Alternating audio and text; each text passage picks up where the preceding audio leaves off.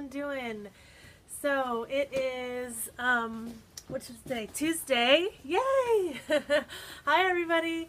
It's Tuesday and it's raining outside. I am so excited. I'm actually using my iPad today for the first time. I'm scoping from my iPad. Can you guys hear me okay?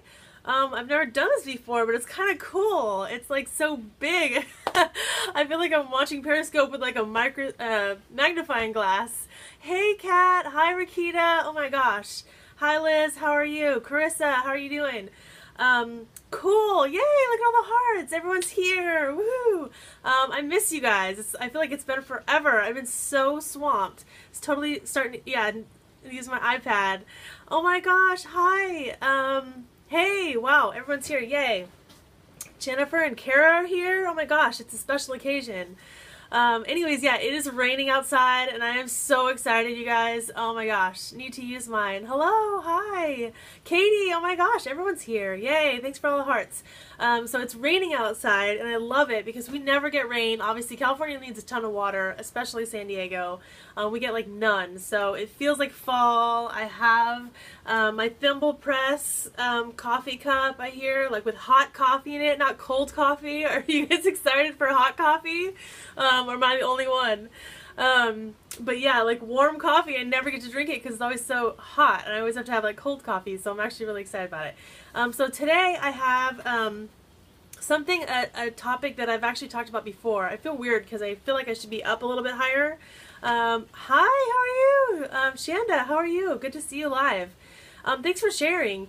But yeah, usually I have a tripod and so I'm able to like whatever, but right now I don't have a tripod for my iPad, so I'm just literally setting it on top of my, oh my gosh, you guys, it's seriously raining outside. You guys want to see it? You guys care?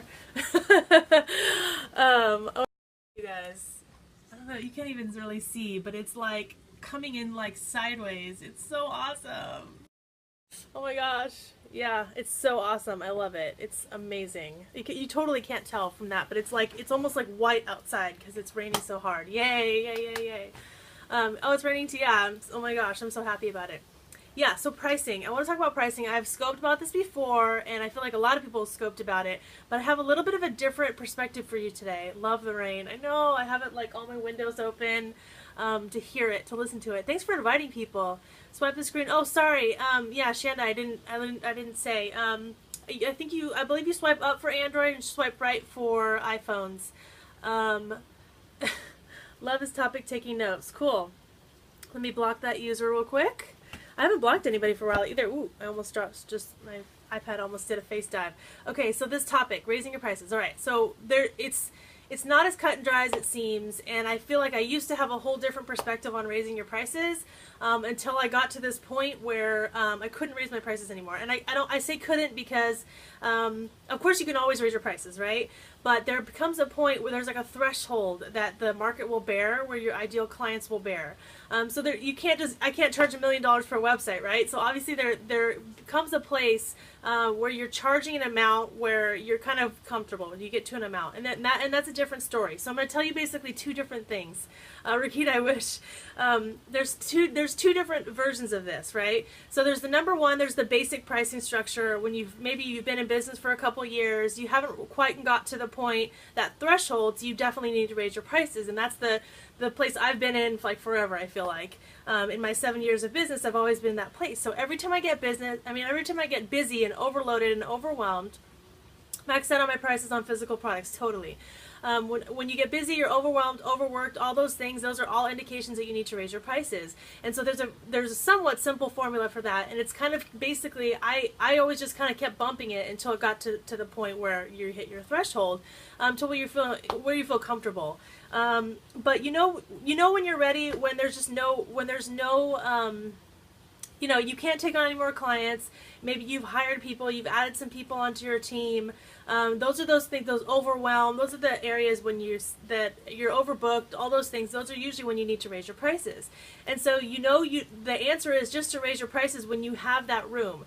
When you still have room, like in your pricing structure, to allow for your ideal clients to hire you, then you still can raise your prices. So what I mean by that, let's say, like, as long as there's someone out there still charging more than you are, and they're having, and for your ideal client, then there is room to grow your prices, right? So for example, if I do a website, my average, I would say, you know, $5,000, $6,000 range. But there's people doing websites for $10,000, let's say. But are those $10,000 per website people, are those my ideal clients? And if they are, then I still have some room to grow. But let's say those $10,000 clients were, you know, I don't know, lawyers or corporate people or something, and that's not my ideal client, and the small business owner wouldn't be able to afford $10,000, then that's not really, you know, that's not realistic, right? I'm not going to be charging $10,000 for a website if nobody that I love to work with can pay that. So that's kind of where that comes in. But if there is room, there's some easy ways to raise your prices. I always raise my prices at the end of the year, which, yay, we're coming up, right? So right now is the time to figure out when you want to raise your prices and what you want them to be. So you can calculate how much you want to make per year, you know, calculate your cost of goods, how much it costs for you to run your business, and then how much you want to take home at the end of the day, how many hours you want to work, and you basically figure out your hourly rate and how much are billable hours too. So you don't get paid to do emails and social media and stuff like that, right? So what are you actually getting paid to do? Oh my gosh, it's like raining so hard, it's like getting loud. Yay! I'm so excited about this. But what are your billable hours? What are the things you can actually charge for? And that's how you're going to figure out your rate for next year. So you can start telling clients, your current clients, about this. Yes, it's almost time to start booking 2016. Exactly. So you can hear it. Can you guys hear the rain? Oh my gosh, I'm so excited. Ah!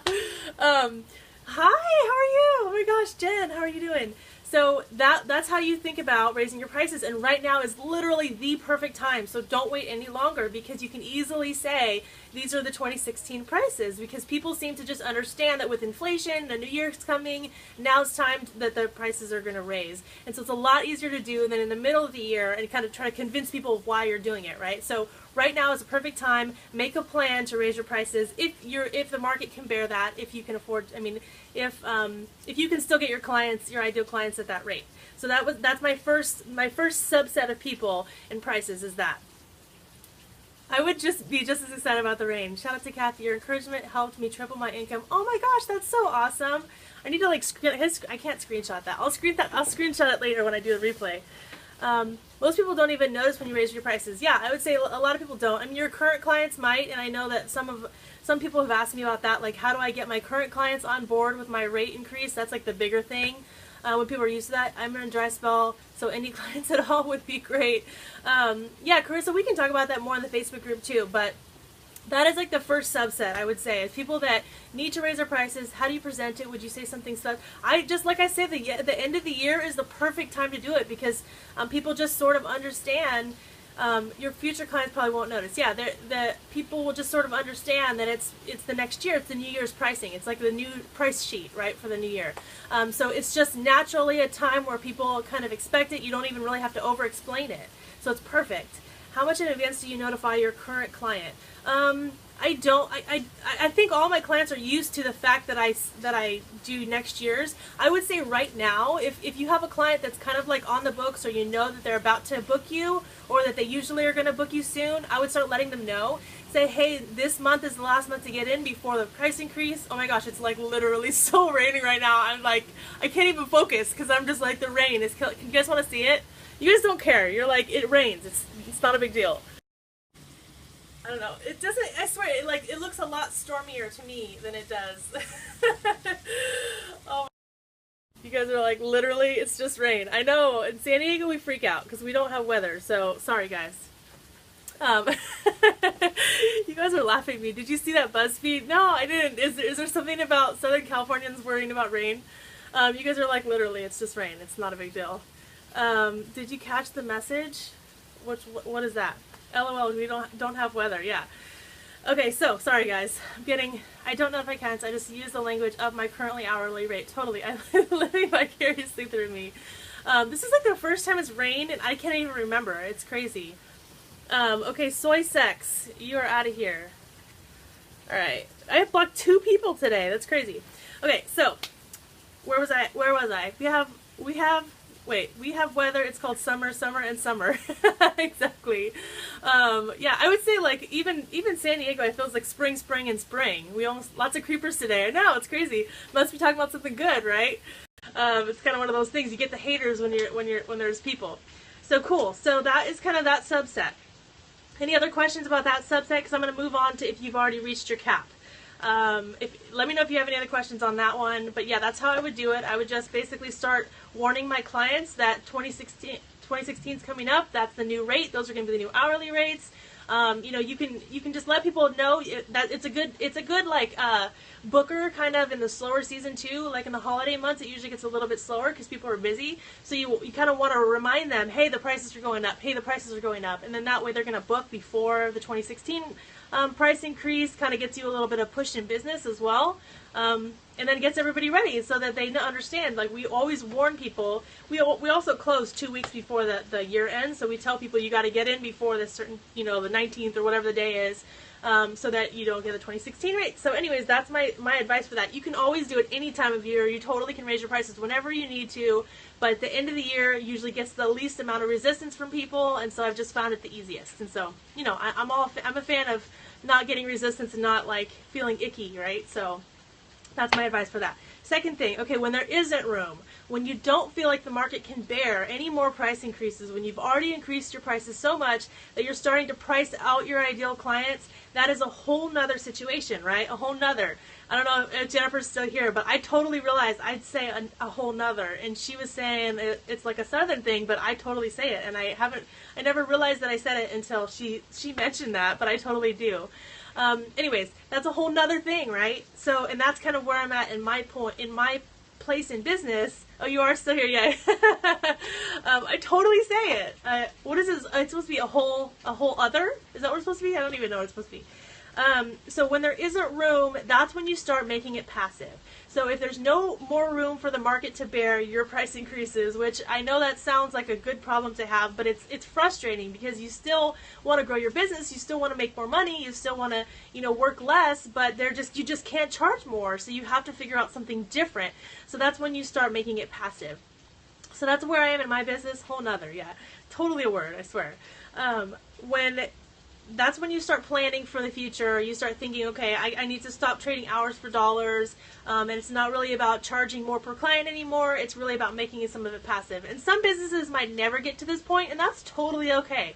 They may just grow their business and just make, you know, more of whatever they make and franchise out their businesses and have tons of businesses everywhere.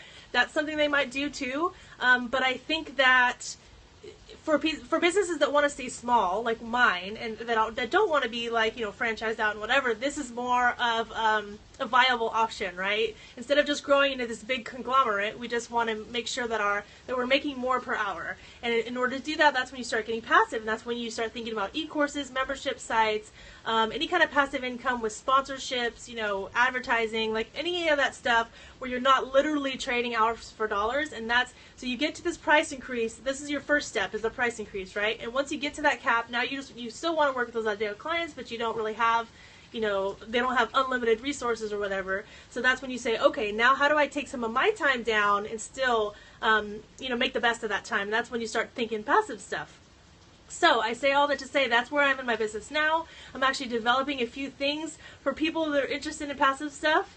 What type of business do you own? I own 4. I just really have one now. Yeah, now that I think about it, just Love Inspired is my business. Love-inspired.com. If you check it out here's where my scopes are, but love-inspired.com is what I do. And I am a graphic designer, a website designer, and we do branding and custom stuff. Hi, late Johnny. We'll catch up on the replay. Hey, Catrice. Oh my gosh, Latrice. What the heck is wrong with me today? I feel like I had way too much coffee. Latrice. There's a Katrina's in here too. So that's why I was getting confused. Seriously, I had this thing full of coffee, and so I'm like, and it's raining, and I'm like so excited. Latrice, how are you? So yeah, so that's my thing. When you start, you know, and in making it passive, I want to, looking for a graphic designer. Yeah, come check us out. We do custom websites and business branding. No worries. You're like, dude, that's not my name. Kathy, get it right. Loveinspired.com, love-inspired.com, and you can check us out and see if we're a good fit for you, and maybe we can have a phone call about it. So in order to do, I own a matchmaking firm, 4 locations in Texas. Awesome. How fun is that? I love matchmaking. That's so cool. Yeah, we definitely need to chat. So in order to do that, to start making passive income, now we're thinking about what we're going to do for next year. We're going to think about 2016. And now you want to make a plan for that. Right now is a perfect time to plan for, yeah, to plan for a spring launch. So you're not really necessarily going to want to launch passive stuff in January. And the reason I say that is because everybody and their little dog launches stuff in January for business. So it's just an oversaturated time. People are like busy with their resolutions, like whatever. So right now, and plus it's not enough time anyways. Right now is not enough time. You definitely need time to figure out your content, figure out your tech, and all that stuff. And so spring is when you're going to want to launch this stuff. So think about it right now to be launching it then. Unless you sell home organizing or fitness. Good point, good point. But still, I would still say home organizing, I would still feel like a spring launch would be good for spring cleaning, just because it's just so saturated in January, and then in February everybody starts losing steam, and then they get excited again in like March and April.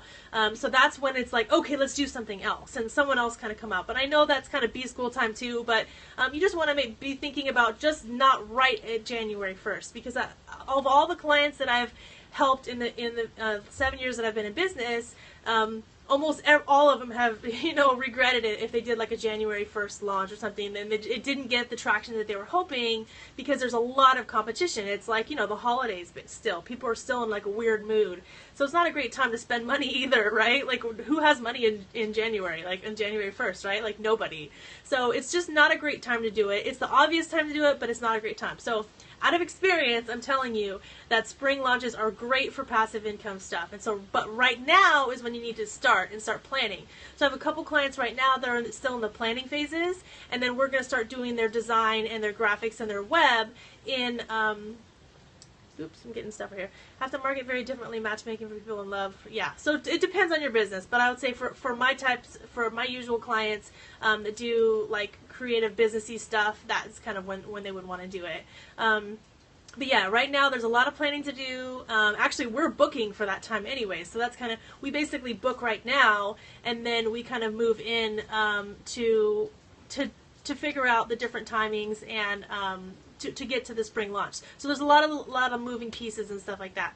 And so then I just realized my shirt is inside out. Whoa! I'm like just over to the moon with the rain today. Anyways, so I hope that was helpful, you guys. I don't want to take up too much of your time, but those are my things. I'm shooting for Black Friday or Cyber Monday to change it up this year. To change it up. Yeah, that sounds cool. You guys are funny. You guys are like, yeah, Kathy, you are just on one this morning.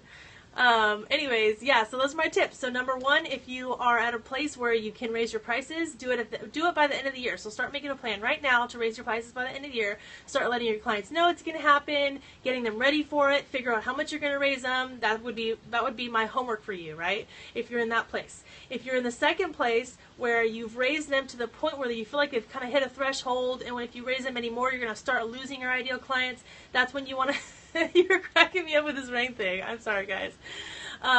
That's when you want to move into more passive income, and I can help you guys with that too. If you're looking for the tech side of it, if you're looking to get a website done or something created for you for an e-course, or if you just want some tips and tricks, contact me and we'll chat about that. Rain is a very exciting time in SoCal. Totally is. Especially this year, although it's supposed to be like super El Nino this year, so we'll see what happens with that. Maybe I'll get tired of the rain. Who knows? So if you're on the second half, if you've got to the point where you're like hit a threshold and you can't charge anymore, that's when you want to start thinking about passive income, and you want to start doing it now so that you can do a spring launch. And so a lot of planning goes into it and stuff like that. There's a lot of more pieces than you even probably think. Yes, a website for me. Awesome, you guys. Thank you so much for coming. Thanks so much for, laughing at me and being excited for the rain with me. If you guys want to join our Facebook group, we're right here, inspiredscope.com. And this will take you to our free Facebook group. If you want to check out some of my saved scopes, they're over here, love-inspired.com/periscope, or actually my new URL, you can't see it, is loveinspired.tv. Yay! It takes you to the same place. It takes you to that Periscope place. But thanks, you guys, for coming. Love you so much. Thanks for all the hearts. You guys are seriously awesome. Vavu. Yeah, vavu. I don't know what that means, but thanks for the hearts, you guys. My first Periscope on an iPad. I think it worked out all right, although like the framing's off. Let me know if you guys have any other questions via email or via the Facebook group, and I'll see you guys later. Get scoping. You guys, it's your turn. I'm passing the scope. Who's going to do the next one?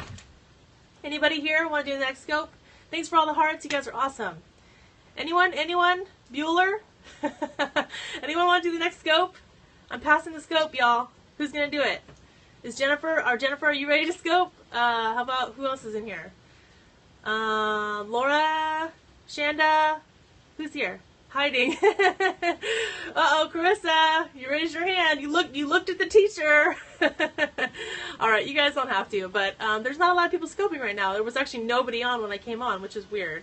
Usually there's like 1 million people at this time, right around lunchtime, right? Okay, you guys, I'm going to go enjoy the rain and finish working, and I'll see you guys later. Thanks for coming. Bye. Thanks for the hearts, too. You guys are awesome.